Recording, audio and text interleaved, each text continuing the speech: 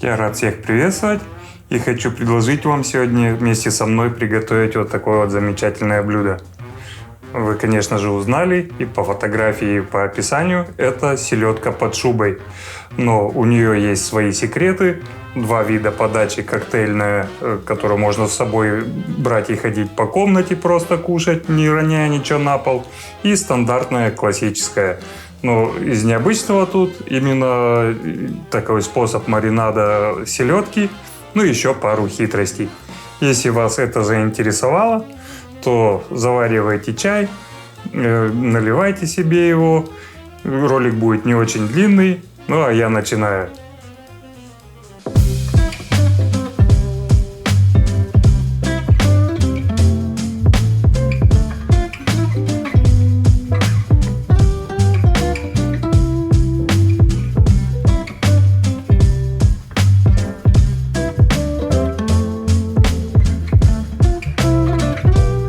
Ну что, начинаем нашу готовку. Перво-наперво я беру свеклу натертую и майонез.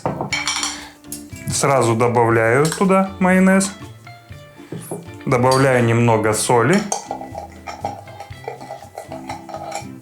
И хорошенько все это теперь перемешиваю. Это нужно для того, чтобы потом слои, вот, то есть, допустим, уже верхний, когда мы сделали свеклу, потом тоненько начинаем наносить майонез, все это махратится, все это тянется друг за другом.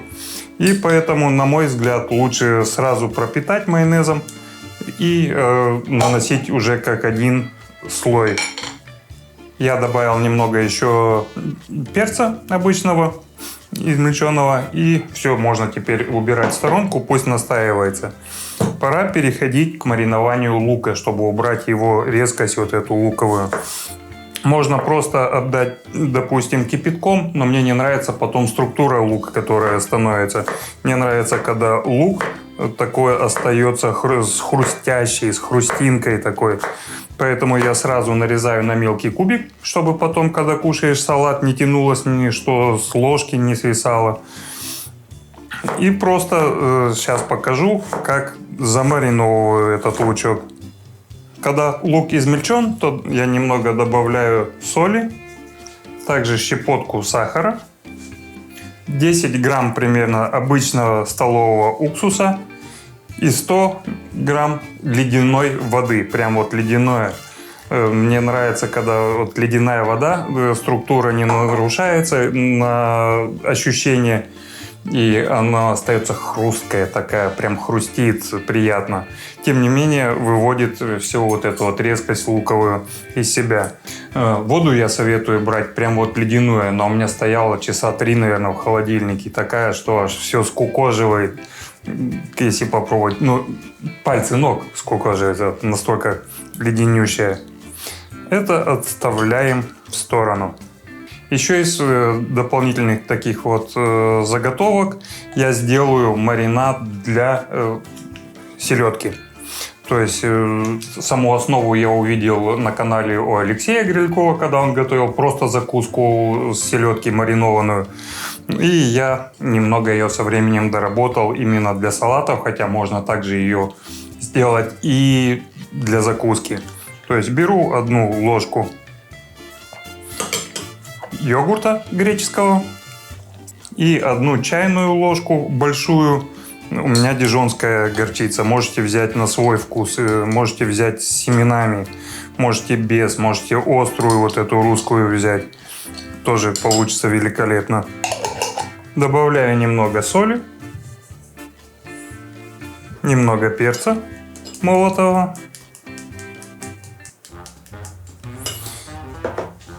И кислинкой я добавлю немного, совсем капельку бальзамического уксуса. Много не делайте, совсем чуть-чуть, буквально каплю. Все, достаточно. Теперь это все надо перемешать и немножко дать этому постоять. И обязательно попробуйте на вкус, когда размешаете. Может, чуть добавить соли. Может, вы переборщили с кислинкой, добавьте чуть-чуть сахара. То есть отрегулируйте вкус по вашему желанию. Я имею в виду вкус вот этого маринада. Ну, а я сейчас перемешаю, оставлю в сторонку. селедку я взял в магазине, то есть это матьес филе, то есть филе селедки. Ну, я не знаю, почему-то ее различают в русских некоторых кругах, у некоторых блогеров я встречал, что именно матьес – это матьес. Не знаю, это обычная селедка, но здесь многовато было масла. Я поэтому бумажными полотенцами убрал масло. И теперь нарежу сначала на тонкие полосы такие, а потом, сейчас для примера покажу, каким квадратиком. Вот такой вот кубик получается. Сейчас это филе селедки я нарежу таким кубиком и сполосну немножко лук. То есть солью и пролью немножко водой. Смешиваю теперь селедку с луком. Это упростит задачу даже на том этапе, когда просто это уже будем укладывать в форму. Сюда же я беру и добавляю вот этот наш маринад горчичный. Горчица делает вообще великолепный вкус, размягчает.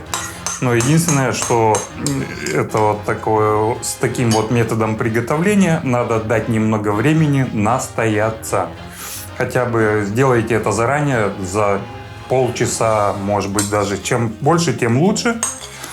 То есть, если у вас не подготовлено, как у меня, овощи, вы можете овощи сварить, остудить, натереть их на терке, и это все будет у вас отстаиваться.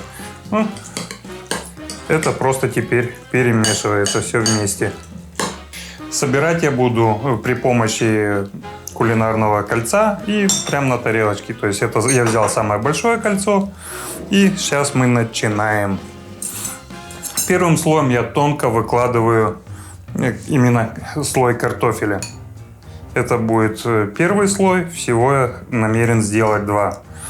Все знают, что нету никакой такой каноничной закономерности в слоях, но мне нравится, когда под селедочкой еще что-то есть. Сейчас мы сделаем, оно будет настаиваться, всякие соки все равно будут проходить на картофель и не будут теряться, размазываться по тарелке. Поэтому это просто моя рекомендация. Положите сначала тоненький слой картофеля. И брать будет удобнее, кстати. Вторым слоем я выкладываю селедку вместе с луком и с вот этой вот мариновкой. Вернее, маринадом. И после селедки я выкладываю снова слой картофеля. Ну так делаю я. Вы поступайте. На свой вкус я показываю, как нравится мне. Картофель я немного, совсем чуть-чуть присолил и поперчил, потому что картофель не сильно такой выразительный вкус имел, я имею в виду по соли и по перцу.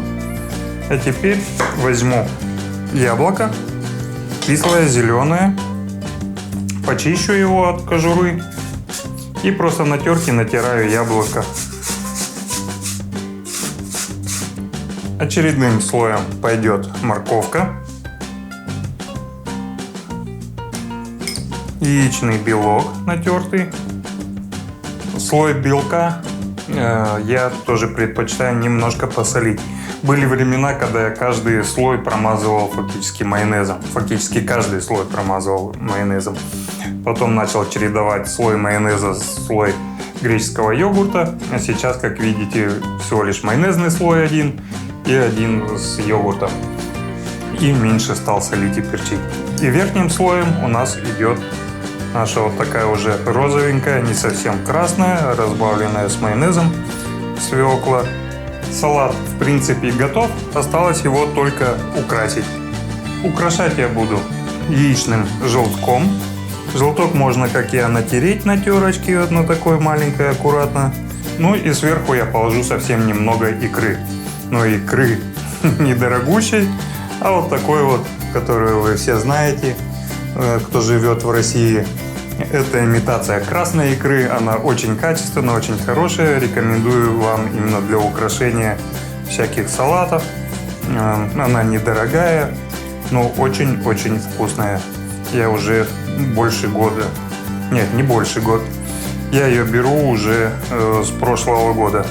Можно воткнуть немножко еще укропа, петрушечки, пару листиков. Только не превращайте, пожалуйста, это в клумбу. Сейчас я сниму кольцо. Вот, в принципе, блюдо и готово. Ничего сложного, небольшие отличия от стандартной селедки под шубой в виде то, что я подмариновал сначала, потом сделал маринад еще для селедки. Вместе с луком и тем маринадом замариновал еще и селедочку. И верхний слой сразу замешал с майонезом, чтобы это было более практично выкладывать. Это для меня самый праздничный салат. Следующим роликом выйдет блюдо, которое для меня является любимейшим на любом праздничном столе, включая новогодние. В принципе, вот этот салат селедка под шубой и другое блюдо для меня достаточно, чтобы ощутить праздник. То есть никаких не надо там запеканий в духовке, куриц, там уток, гусей. Все очень просто. Рекомендую вам попробовать повторить также, сделать. Именно вот этот вот слой селедки, он такой бомбический вкус дает. Он не сильно отличается от классического в плане то, что там революция не происходит, но он другой. Кому-то зайдет, я знаю точно, под холодную, как-то под нехолодную, просто покушать. Готовьте. Ссылки на ингредиенты я оставлю в описании. Также в описании будет ссылка на мой телеграм-канал. Проходите, подписывайтесь, там всегда выходят новости, иногда пощу какие-то предпоказы. А также проведите манипуляции с колокольчиками, подписками и лайками. Я буду благодарен. И еще больше я хочу попросить вас более активно участвовать в комментариях. Для меня это связь с вами, потому что я могу вам что-то рассказывать, но я не услышу то, что вы скажете в экран монитора своего либо телефона. Праздники приближаются, все ближе и ближе. Уже заготавливаете списки того, что вы хотели бы приготовить на свой праздничный стол. Я вам пожелаю всегда быть здоровыми, всегда иметь отличный аппетит и очень много всяких вкусных блюд на вашем столе. Неважно, праздничный, будничный, выходной, завтрак. Это не важно. Я стараюсь вам показать весь спектр. Так что приходите еще. А пока что до следующих встреч. Пока.